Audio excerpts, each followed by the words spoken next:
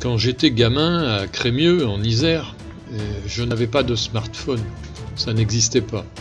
Alors, on regardait la nature, on regardait le ciel. Et dans le ciel, lorsque des avions passaient, ils ne laissaient jamais de traînées.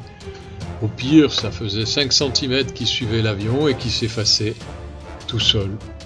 Maintenant, quand on regarde le ciel et qu'on voit passer des avions, c'est pas du tout le même scénario qui se produit, c'est bizarre. Regardez ces traînées, elles font pas 5 cm, elles s'étalent sur des kilomètres et des kilomètres de longueur.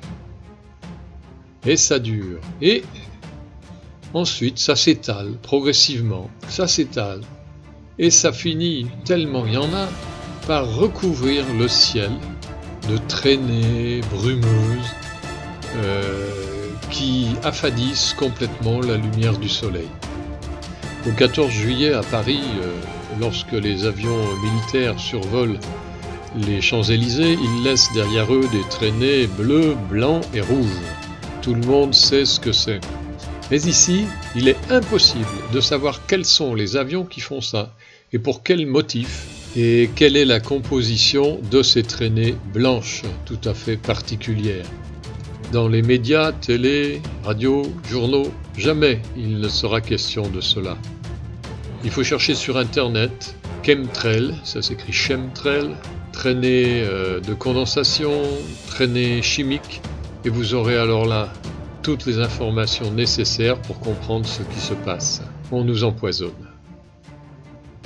Avec des nanoparticules d'aluminium, du barium, du strontium, et il me semble que quelques 47 substances ont pu être identifiées dans ces nuages artificiels. Il arrive aussi que des bactéries soient retrouvées, par exemple la E. coli.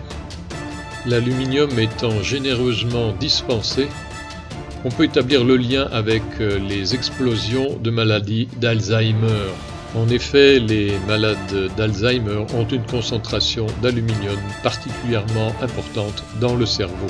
Bref, cette journée du 14 mars aurait dû être une journée parfaitement ensoleillée.